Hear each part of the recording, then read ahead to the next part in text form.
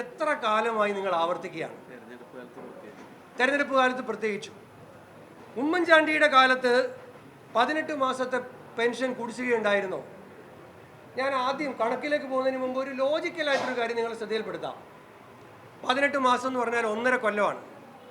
ഞാൻ 2011 മുതൽ 16 വരെയുള്ള ഉമ്മൻചാണ്ടി സർക്കാരിൻ്റെ കാലത്ത് ഞാനും അന്ന് നിയമസഭയിലുണ്ടായിരുന്നു, ഷാഫി പറമ്പിലും അന്ന് നിയമസഭയിലുണ്ടായിരുന്നു.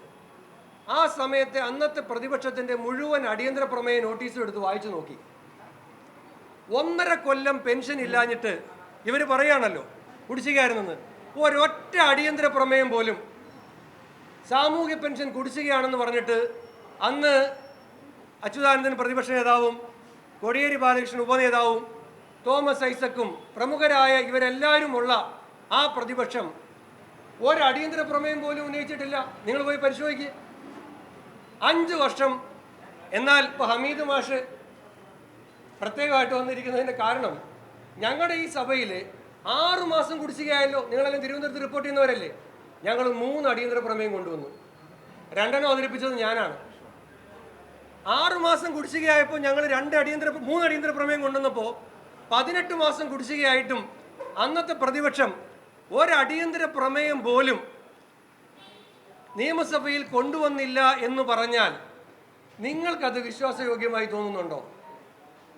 നമ്പർ 1. 2, ഇവിടുത്തെ ഇടതുപക്ഷ സ്ഥാനാർത്ഥിയായ ശ്രീ എം സ്വരാജിന് ഡോക്ടർ തോമസ് ഐസക് നിയമസഭയിൽ കൊടുത്ത ഒരു മറുപടിയുണ്ട്. ആ മറുപടിയിൽ അദ്ദേഹം തന്നെ ചോദിക്കുന്നു, ഉമ്മൻചാണ്ടിയുടെ കാലത്ത് എത്ര മാസം പെൻഷൻ കുടിശ്ശികയുണ്ടെന്ന് പറയുന്നുണ്ട്. 3 മാസത്തെ പെൻഷൻ കുടിശ്ശികയുണ്ട്. അത് പോസ്റ്റ് ഓഫീസ് വഴി വിതരണം ചെയ്തിരുന്നത് direct benefit transfer DBT bank വഴിയാക്കുന്നതിൻ്റെ സാങ്കേതികത്വമാണെന്നും ഞങ്ങളല്ലേ അത് പറഞ്ഞത്. ഐസക് തന്നെ പറഞ്ഞിട്ടുണ്ട്. ഇനി 3ാമത്തെ തെളിവ് 2016 ഡോക്ടർ തോമസ് ഐസക് പുറത്തിറക്കിയ വൈറ്റ് പേപ്പർ. 2011-16 ഗവൺമെൻറ്റിൻ്റെ ധനകാര്യ സ്ഥിതിയെക്കുറിച്ചിട്ടുള്ള 2016 തോമസ് ഐസക് അധികാരം ഏറ്റെടുത്തപ്പോൾ പുറത്തിറക്കിയ വൈറ്റ് പേപ്പർ. ആ വൈറ്റ് പേപ്പർ പ്രകാരം പറയുന്നത് എന്താണ്? പെൻഷൻ കുടിശ്ശികയായി എത്ര രൂപ കൊടുക്കാനുണ്ട്. അപ്പോൾ അതിൽ പറയുന്നു 1000 കോടി രൂപക്കടുത്ത് പെൻഷൻ കുടിശ്ശികയായി കൊടുക്കാനുണ്ട്.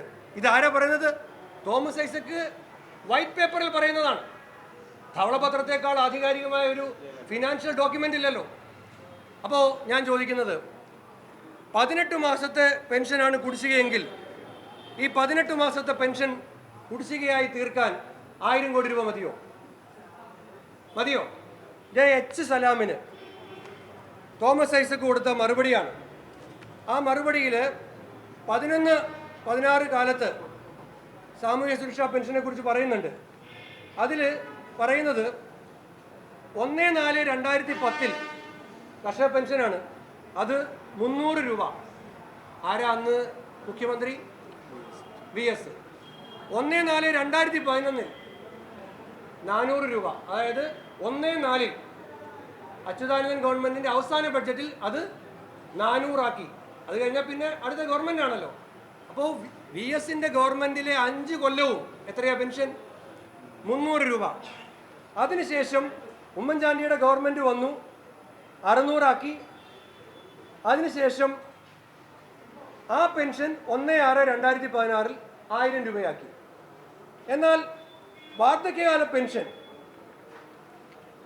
അത് 1/4/2012 400 ഞാൻ നേരത്തെ പറഞ്ഞ. 1/4/2013 അത് 500 ആക്കി.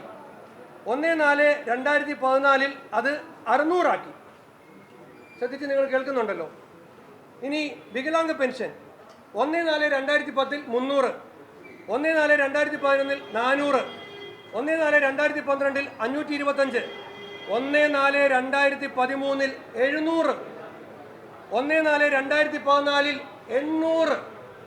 ഇവിടെ ഒരു കള്ളവും കൂടെ പൊളിഞ്ഞില്ലേ? H സലാമിന് KN ബാലഗോപാൽ കൊടുത്ത മറുപടിയാണ്. അതായത് 1/4/2016 ഉമ്മൻചാണ്ടി ഇറങ്ങി പോകുമ്പോൾ ഡിസബിലിറ്റി പെൻഷൻ എത്രയായിരുന്നു? 800 രൂപയാണ്.